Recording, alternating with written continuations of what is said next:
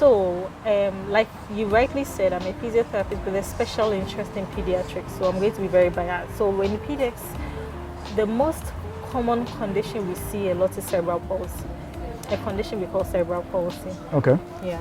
So that's the most common condition we see in pediatric physiotherapy. Cerebral palsy. Yes. What is cerebral palsy?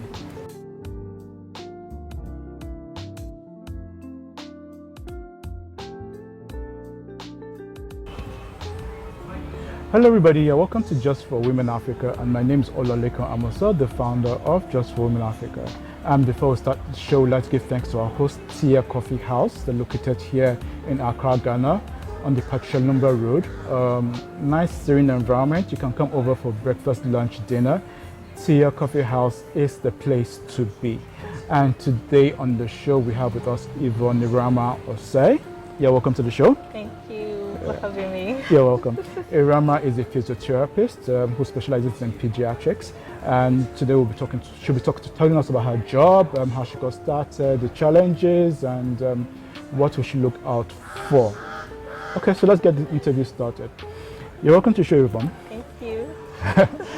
All right, Yvonne, could you just tell us a little bit about yourself before we dive into what physiotherapy is all about? Okay, so like you said, my name is Yvonne Osei. A physiotherapist with a special interest in children, and I love reading, dancing, and doing voluntary work on my free time. And I currently work in one of the government hospitals in Ghana. Okay. Yeah, so that's just it. Okay. All right, that's just nice. Okay, so what exactly is physiotherapy, and who needs a physiotherapist? Right. So before I define what a physiotherapist, who a physiotherapist is, there's plenty of misconception about physiotherapy. You know, people, what is physiotherapy? Relaxing the muscles. Well, at least you got something. But you know, most people, when they hear physiotherapy, would say physiotherapy is massage. That is all they think of physiotherapy. Okay. But then actually, what physiotherapy is, we are like a branch of rehabilitative medicine. Okay. Where our main goal is to return people who have had injuries or diseases back to their full function and mobility. Okay. Yes, so that is what we do as physiotherapists. Okay. And about who needs physiotherapy, everybody and anybody can need physiotherapy at any point in their lives. Okay. So it's not only people that have had injuries or who have suffered a condition or disease that need physio. Sometimes even apparently healthy people can come to a physiotherapist with one need or the other. So okay. Yes. Okay. That's fantastic. Okay. So as a physiotherapist, first of all, why did you decide to go into physiotherapy? I mean, I know it's a branch of medicine. Right. Why didn't you decide to do something else? Why did you decide to focus on mostly on physio? And why did you decide to specialize on pediatrics, yeah. Children? Well, there's a twist to that story. Okay. So initially, I've always wanted to be a pediatrician. I wanted to go to med school. Unfortunately, I didn't like chemistry so well. So I didn't do so well in my chemistry. So I couldn't get admission into medical school. So my second choice was actually physiotherapy. And then, well, I took it, and during my training, I developed a very deep passion for the job after understanding what it really entailed. Then I also realized that, I could actually specialize in pediatrics as a physiotherapist. So, I mean, it was just about the same thing. So I left. I couldn't get what I wanted, but I found something better. Okay. That's what I'll say, and that is physiotherapy. So that's how come I decided to become a physiotherapist. A physiotherapist, yeah. Okay. All right. So when somebody decides to come in for a physio, what's the range for them to actually, get back on their feet and feel normal? Right. So, like I said, it's rehabilitative. We see a variety of conditions, or people with conditions. The prognosis or the period within which you can recover depends on, one, the condition you come in with. Okay. Two, the severity of the condition. Okay. And then three, we also have other external factors, but three will probably be the frequency of the therapy you have.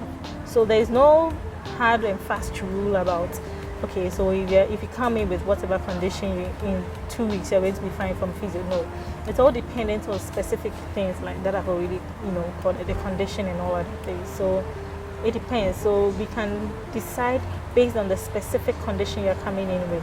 Some people would need physio a few weeks, only for a few weeks. Some will probably need physio a few months, some years, a year, and some a lifetime. Okay. It's going to be like physiotherapy is just going to be part of your life until you decide not to do anymore, until you die or something. Yeah. Oh, okay. Yeah. All right. So what is the number one condition as a physiotherapist that you tend to handle most of the time? Right.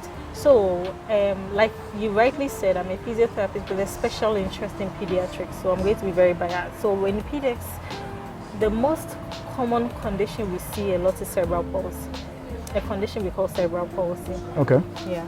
So that's the most common condition we see in pediatric physiotherapy. Cerebral palsy. Yes. What is cerebral palsy?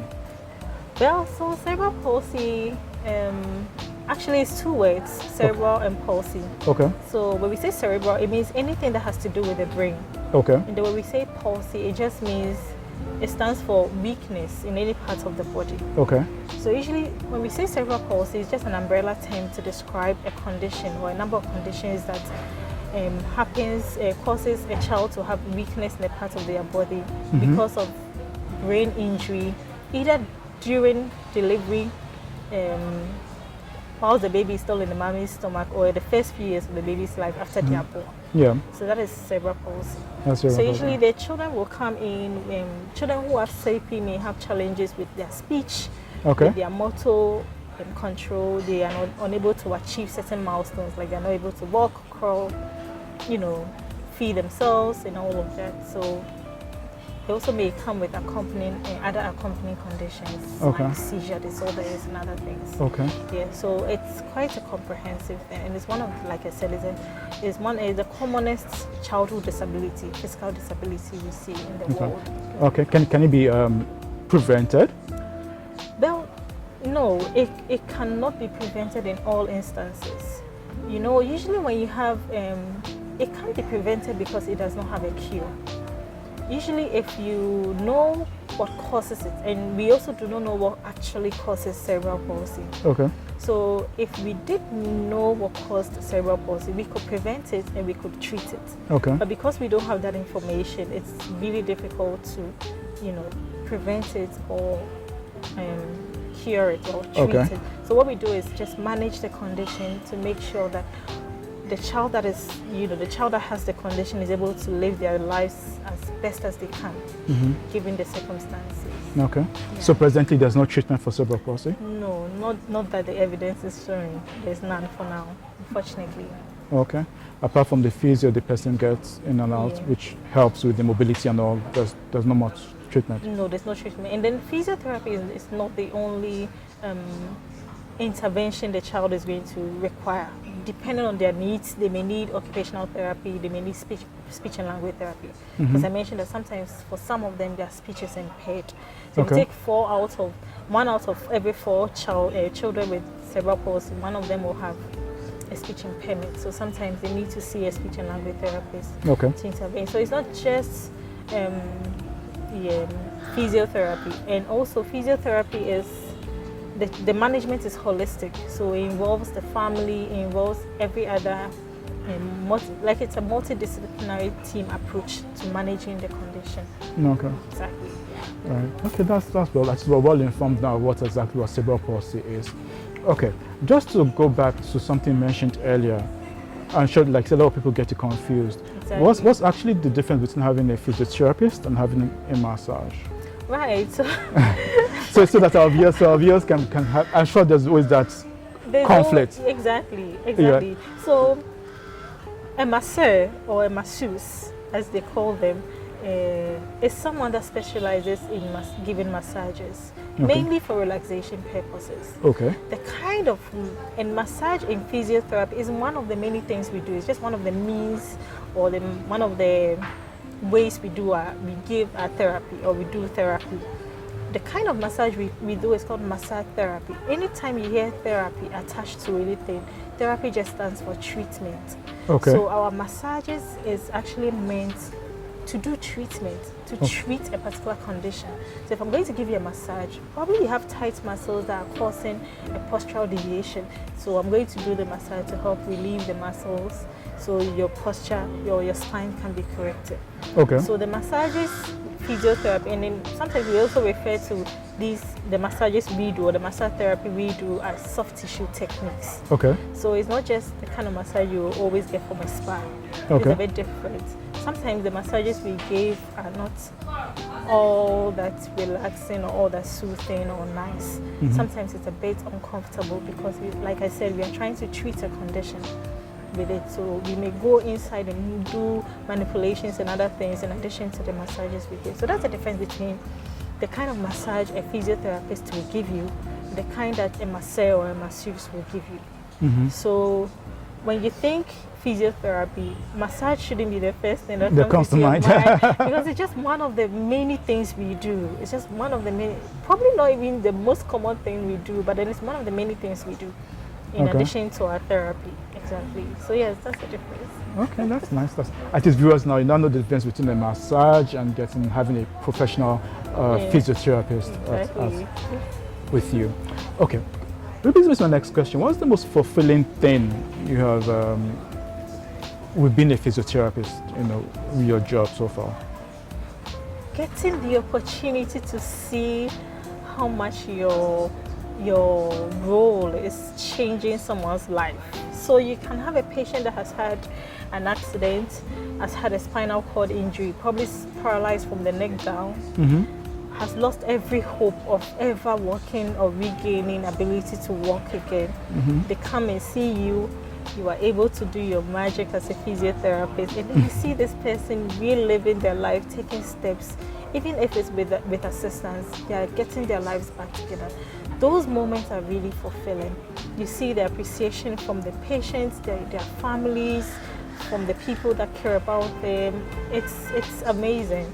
So I think it's one of the reasons why, like I said, I have never regretted being a physiotherapist, because these moments are things you will never, nothing will ever make up for those days. It feels really great, being able to play such a huge role in changing someone's life positively.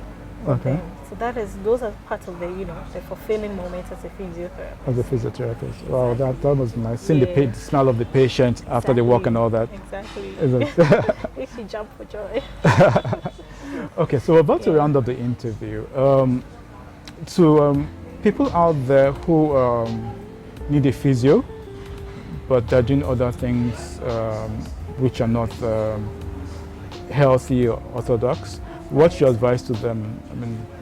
Okay, so usually we have something we call early intervention. That is when you are able to find the problem that is, or whatever it is, identify the problem and immediately seek the necessary medical attention. Yeah. Sometimes we have one of the biggest challenges being a physiotherapist is having patients come in almost too late.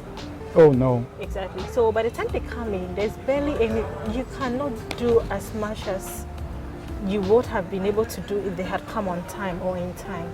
Okay. So I would advise that right now there's a physiotherapist in literally every government hospital in this country. Okay, that's good news.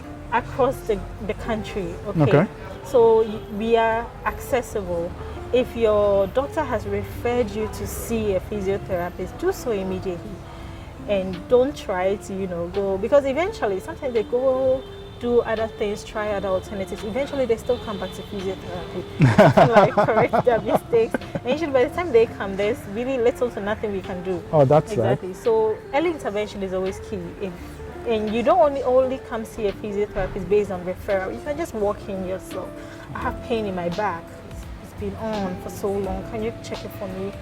You can come in. My kid is not walking. They're two. They're not walking. They're not using their arm properly. Anything at all you see that worries you, and you feel physiotherapy can be of great assistance, just do not waste time. You come in immediately. Early intervention is always key. Early intervention is okay. So what happens to those patients who come in when, you said there's nothing you can do about them? What happens to them? So what happens is, of course, education is one of the biggest thing.